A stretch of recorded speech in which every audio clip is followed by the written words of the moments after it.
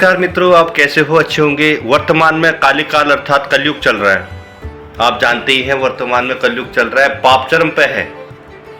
ग्रंथों में इस युग के बारे में क्या घटेगा, क्या लिखा गया है, क्या बोला गया है, तो यह ग्रंथों में आपको सदैव मिलता ही है। और मैं आपको वर्णन करने जा रहा हूँ कलयुग, सतयुग। कलयुग बोलते हैं कि सतयुग कब आएगा।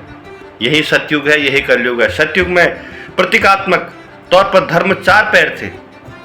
सतयुग में मनुष्य की लंबाई 32 फीट अर्थात लगभग 21 हाथ बताई गई है। इस युग में पाप की मात्रा 0 विश्वा अर्थात 0% होती है। पुण्य की मात्रा 20 विश्वा अर्थात 100% होती है। राजा हरिश्चंद्र हुए थे। हरिश्चंद्र ने सत्य के लिए खुद के परिवार को अंत में खुद का बलिदान कर दिया था। त्रेता युग, उसके बाद आता त्रेता युग। साथियों, मित्रों, त्रेता युग में धर्म के 3 पैर थे। धर्म के 3 पैर थे। इस युग में मनुष्य की लंबाई 21 फीट अर्थात 14 हाथ बताई गई है।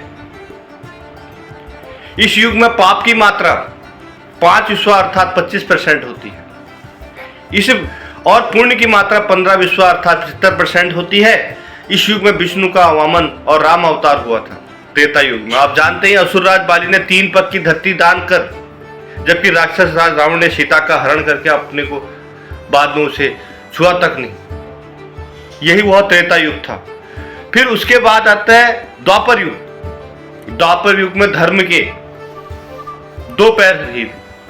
इस युग में मनुष्य की लंबाई 11 फीट अर्थात लगभग 7 हाथी बताई गई। इस युग में पाप की मात्रा 50% होती है, जबकि पुण्य की मात्रा 50% होती है। मतलब यह इस युग आधे मनुष्य पापी और आधे पुण्य आत्मा थे। द्वापर युग में शुरू हो चुका था पाप। इस युग में महाभारत का युद्ध हुआ था। यह युद्ध धर्म युद्ध ही था। कृष्ण भगवान ने जो है इस युद्ध की स्थापना की थी और उन्होंने यह ज्ञान बताया था कि अब कलयुग का आरंभ शुरू हो चुका है और एक दूसरे से आदमी हो चुका था। इसी को द्वापर युग कहा गया है। सनातन धर्म सदैव अच्छे कार्यों को लेकर आगे बढ़ता जा रहा है। त्रेता युग की बात है। आज लोगों को समझ में आ रही कि हमें क्या करना चाहिए। आदमी एक दूसरे को मारने को तैयार बैठा हुआ है। कलयुग, द्वापर में 2 पैर और काली काल में धर्म के पैरों का कोई नामो निशान ही नहीं रह गया है। धर्म का कोई नामो निशान नहीं। धर्म अब पंगु बन गया है। इस युग में मनुष्य की औसत लंबाई 5 फीट 5 इंच अर्थात लगभग 3.5 हाथ बताई गई है। और वह आप देख रहे हैं, इस युग में धर्म का सिर्फ 1/4 अंश रह जाता है। 1/4 अंश धर्म का रह जाता है। इस युग में पाप की मात्रा 75% बढ़ गई है और पुण्य की मात्रा 25% है। 25% ही लोग हैं जो धर्म का कार्य कर रहे हैं और पुण्य का कार्य कर रहे हैं। बाकी 75% नशे के आदि, मांस के आदि, मदिरा के आदि, झूठ बोलने के आदि यह युग बना जा रहा है। लेकिन वर्तमान में हम बता दें काली काल चरम पर चल रहा है। 25% पुण्य की मात्रा है। हमें इसे कैसे आगे बढ़ाना है, इस पाप को कैसे घटाना है, हम शुरू करते हैं। कृष्ण भगवान के नजर में क्या होना चाहिए। काली काल कलयुग के वर्णन करते हैं। श्री कृष्ण भगवान कहते हैं कलयुग में ऐसे लोगों का राज होगा जो दोनों ओर से शोषण करेंगे, आपको परेशान करेंगे, शोषण करेंगे, आपका बोलेंगे कुछ, करेंगे कुछ, मन में कुछ और कर्म में कुछ। इस प्रकार कलयुग में ऐसे लोग रहेंगे जो बड़े ज्ञानी और ध्यानी कहलाएंगे। वे ज्ञान की चर्चा तो करेंगे लेकिन उनके आचरण राक्षसी होंगे। ज्ञान तो उनके अंदर कूट कूट के भरे होगा मगर उनके अंदर राक्षसी स्वभाव होगा। वह आपकी संपत्ति को हड़प सकते हैं, वह आपको नुकसान पहुंचा सकते हैं और वह आपका जो है बहुत बड़ा नुकसान कर सकते हैं। कलयुग में मनुष्य शिशुपाल हो जाएगा। भगवान कहते हैं कलयुग में मनुष्य जो है शिशुपाल हो जाएगा। कलयुग में बालकों के लिए ममता के कारण इतना करेगा कि उन्हें अपने विकास का अवसर ही नहीं मिलेगा। जो गुरुकुल में पढ़ा करते थे बालक, आज वह नशे का आदी हो रहे हैं। मोह माया सब बर्बाद हो जाएगी। किसी का बेटा छोड़कर साधु बनेगा तो हजारों व्यक्ति दर्शन करेंगे, किंतु यदि अपना बेटा साधु बनेगा तो रोंगटे खड़े हो जाएंगे कि मेरा बेटा क्या कर रहा है।